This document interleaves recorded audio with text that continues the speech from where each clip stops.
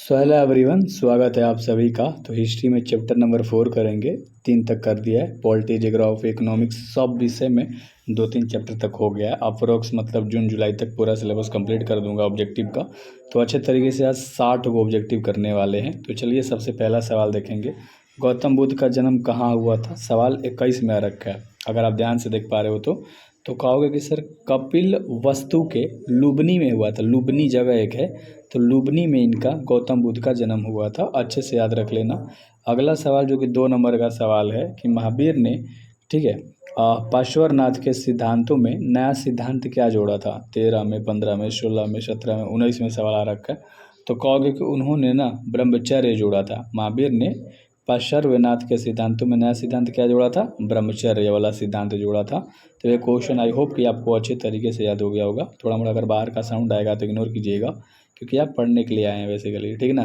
तो थोड़ा मोड़ा होते रहता है, क्या करोगे यार, घर में है, ठीक है। मेहनत करने वाले लोग अक्सर पता है ना मिडिल क्लास के होते हैं यार, ठीक है, पुअर होते हैं, जैसे आप लोग हो, जैसे हम भी हैं। तो सोचो कि जैसा आप लोग मेहनत करना चाहते हो वैसा हम भी मेहनत कर सकते हैं, ठीक है। तो वही चीज़ है कि मेहनत कर रहे हैं हम, बेहतर तरीके से आप लोगों को कंटेंट दे रहे हैं, दिन रात लगे रहते हैं, टाइप करते रहते हैं, ठीक है। तो रिसर्च करके लेकर आते हैं। अगला सवाल है कि श्वेतांबर एवं दिगंबर का संबंध किस धर्म से है? यानी कि श्वेतांबर और दिगंबर का जो संबंध है वो जैन धर्म से है। अच्छे से याद रखना, बी नंबर का ऑप्शन सही है। किससे है? जैन धर्म से है, ठीक है। अगला सवाल 4 नंबर करेंगे कि महात्मा बुद्ध को, ठीक है, महापरिनिर्वाण प्राप्त हुआ है। तो महात्मा बुद्ध को महापरिनिर्वाण प्राप्त हुआ है कुशीनगर में। कहाँ? कुशीनगर में। सी नंबर का ऑप्शन सही है। अगला सवाल है कि बुद्ध का सरनाथ में दिया गया प्रवचन क्या कहलाता है? तो बुद्ध का सरनाथ में दिया गया प्रवचन जो है वो धर्म चक्र परिवर्तन कहलाता है। बी नंबर का ऑप्शन सही है, धर्म चक्र परिवर्तन कहलाता है। अगला सवाल है कि वेदों की संख्या कितनी है? सवाल 11 में आ रखा है। तो वेदों की जो संख्या है वो टोटल 4 है। ऋग्वेद, यजुर्वेद, अथर्ववेद और सामवेद, आपको पता है।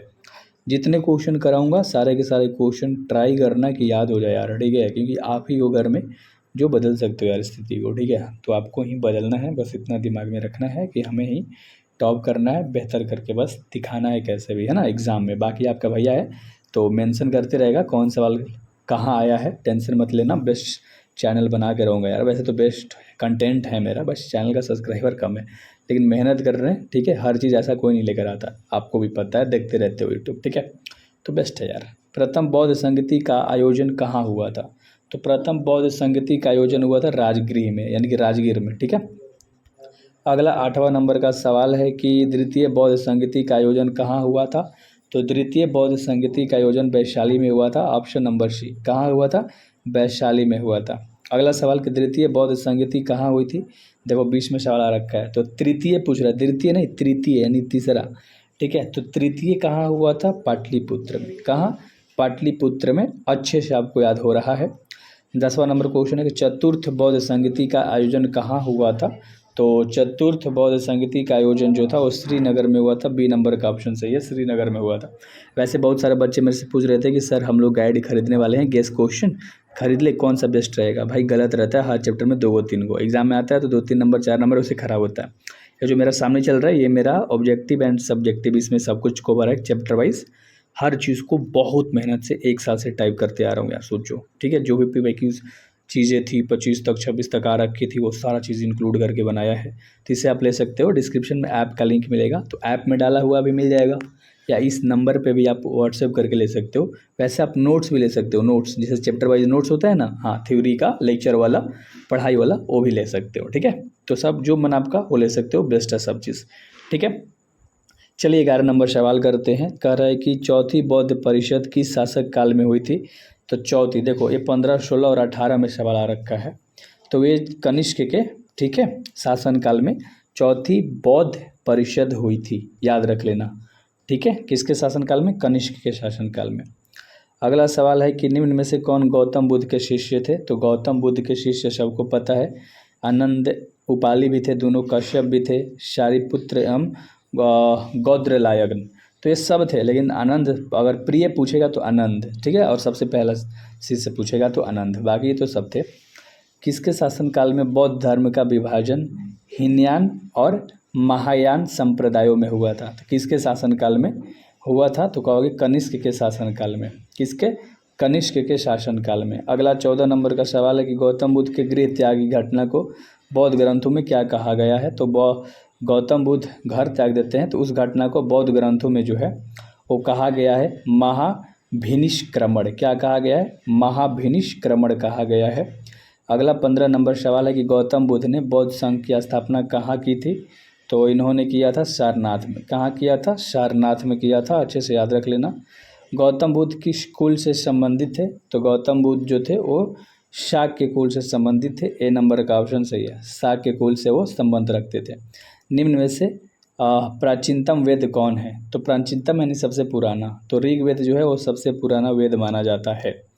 ठीक है, ऋग्वेद सबसे पुराना वेद माना जाता है। ऋग्वैदिक कालीन लोग किसकी पूजा करते थे। तो ऋग्वेद कालीन मतलब जब ऋग्वेद का समय चल रहा था तो उस समय के जो लोग थे वो किसकी पूजा करते थे। तो प्रकृति की पूजा करते थे, कोई भगवान की नहीं, प्रकृति की पूजा करते थे, क्योंकि खाना आग सब चीज़ प्रकृति से मिलता था। उत्तर वैदिक काल के अंत तक किसकी पूजा होने लगी। तो उत्तर वैदिक काल के अंत तक ब्रह्मा विष्णु और महेश तीनों की होने लगी। ठीक है। और ऋग्वैदिक समाज था, ऋग्वैदिक समाज जो था वो पितृ सत्तात्मक था। ए नंबर का ऑप्शन सही है, पितृ सत्तात्मक था। वेद का अर्थ है, वेद का जो अर्थ है वो है ज्ञान। क्या है? वेद का अर्थ है ज्ञान। ठीक है। और अगला है कि जैनियों के प्रथम तीर्थकर थे। तो जैनियों के जो प्रथम तीर्थकर थे वो कौन थे? ऋषभदेव। कौन थे? ऋषभदेव थे, याद रख लेना, जैनियों के प्रथम तीर्थकर। अगला सवाल है कि उपनिषद मूलतः किस प्रकार की ग्रंथ है।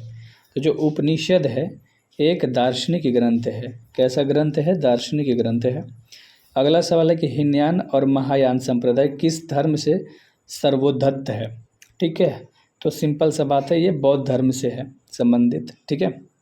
अगला सवाल, जिस बोधि वृक्ष के नीचे बुद्ध को ज्ञान प्राप्त हुआ था उसे किसने नष्ट कर दिया था। तो कहोगे उसे नष्ट किया था शशांक ने। किसने? शशांक ने उस वृक्ष को ही, मतलब पेड़ को ही, वृक्ष को ही नष्ट कर दिया था। धर्म चक्र परिवर्तन क्या है। तो धर्म चक्र परिवर्तन है मेरे भाई प्रथम उपदेश। ठीक है।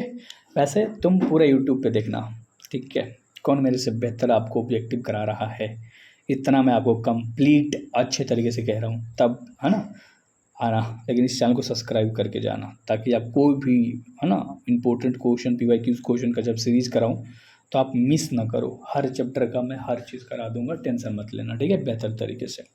महात्मा बुद्ध के बचपन का नाम क्या था। तो कहोगे सर सिद्धार्थ था, याद रख लेना, सिद्धार्थ। ठीक है।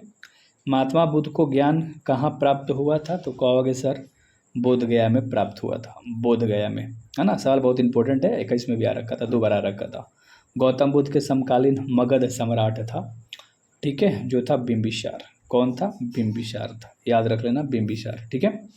अगला सवाल कि गौतम बुद्ध को खीर खिलाने वाली स्त्री का क्या नाम था। यानी गौतम बुद्ध को जिसने खीर खिलाया था उसका नाम था सुजाता। क्या नाम था? सुजाता नाम था। ठीक है, सुजाता। महावीर जैन को किस नदी के किनारे ज्ञान की प्राप्ति हुई थी। तो वो ऋजुपालिका, ठीक है, ऋजुपालिका नदी के किनारे, ठीक है, महावीर को ज्ञान प्राप्त हुआ था। त्रिरत्न किस धर्म से संबंधित है। तो जो त्रिरत्न है वो जैन धर्म से संबंधित है। कौन से धर्म से? जैन धर्म से। ठीक है। त्रिपिटक किस धर्म से संबंधित है। 11 में और 17 में और 20 में सवाल आ रखा है। तो जो त्रिपिटक है ना वो बौद्ध धर्म से संबंधित है। त्रिपिटक बौद्ध धर्म से संबंधित है। जैन धर्म के 24वें तीर्थकर कौन थे। सवाल 20 में आ रखा है। तो कहोगे सर ये महावीर स्वामी 24वें थे। कौन? 24वें तीर्थकर थे, याद रख लेना, बहुत इंपॉर्टेंट सवाल है। सांची का स्तूप मूलतः किस मौर्य शासक ने बनवाया था। तो कहोगे इसे अशोक ने बनवाया था। सी नंबर का ऑप्शन सही, इसे अशोक ने बनवाया था। सांची का स्तूप किस धर्म से संबंधित है। तो सांची का जो स्तूप है वो सीधे बौद्ध धर्म से संबंधित है। ए नंबर का ऑप्शन सही है, बौद्ध धर्म से संबंधित है। सांची का स्तूप को संरक्षित रखने में अहम भूमिका थी। किसकी अहम भूमिका थी। तो कहोगे एच शाहजहाँ बेगम, सुल्तान जहाँ बेगम, तो इनमें से सभी की। लेकिन जब इनमें से सभी वाला सवाल आता है ना वो याद नहीं किया जाता है ना, याद रख लेना, ये मेरा एक ट्रिक याद रख लेना भाई। ठीक है, कोई कोई सवाल याद कर लेना जो इजी लगे, क्योंकि ऑप्शन में कुछ कुछ डाल देता है ना, चेंज कर देता है। सांची मध्य प्रदेश के किस जिले में स्थित है। तो सांची जो है वो रायसेन में स्थित है। कहाँ? रायसेन में स्थित है जो सांची है। अगला सवाल कि महावीर का बचपन का नाम क्या था, 21 में सवाल आ रखा है। तो महावीर जी का बचपन का नाम था क्या, वर्धमान, और गौतम बुद्ध का सिद्धार्थ। ठीक है।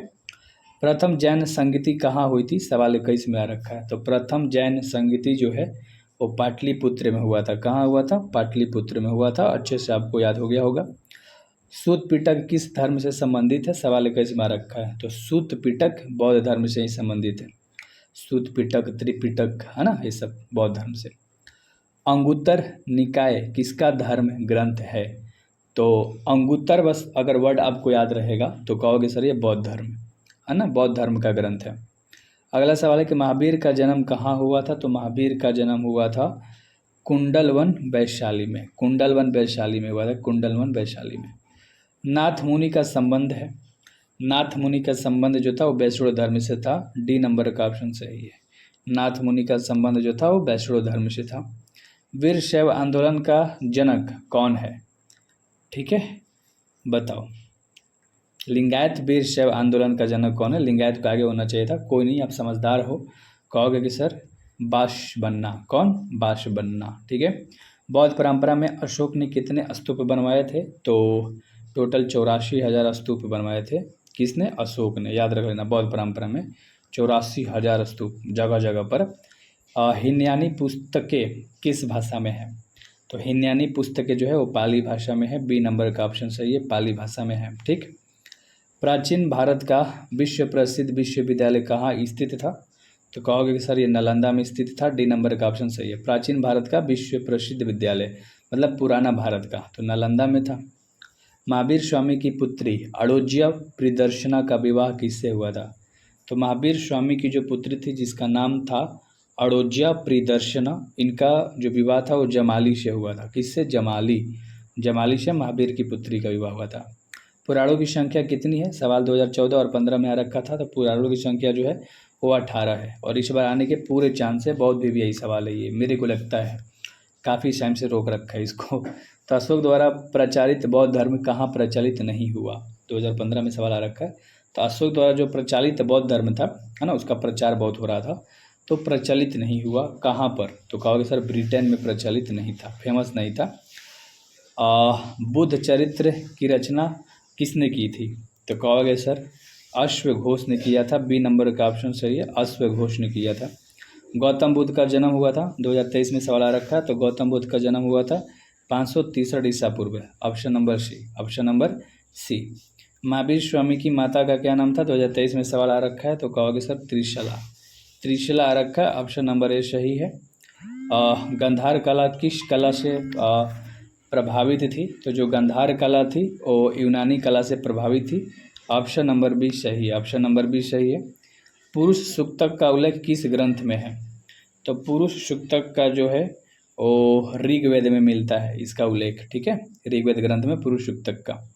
और उपनिवेशों की संख्या कितनी है। तो उपनिवेशों की जो संख्या है वो 108 है। बी नंबर का ऑप्शन सही है, बी नंबर का ऑप्शन सही है। प्राचीन भारत में जैन विद्वानों ने किस भाषा में साहित्य लिखा था। 2025 में सवाल आ रखा। तो ये लिखा था प्राकृतिक, संस्कृत, तमिल, तो सभी में, इनमें से सर्व। ठीक है, तो सभी में लिखा था। एंड लास्ट क्वेश्चन है इस वीडियोज़ का। तो नोट्स और वो नोट्स गाइड वगैरह सब ऐप में आप जाके चेकआउट एक बार ज़रूर करना मेरा भाई। ठीक है, वरना आप बहुत पछताओगे एग्जाम टाइम में।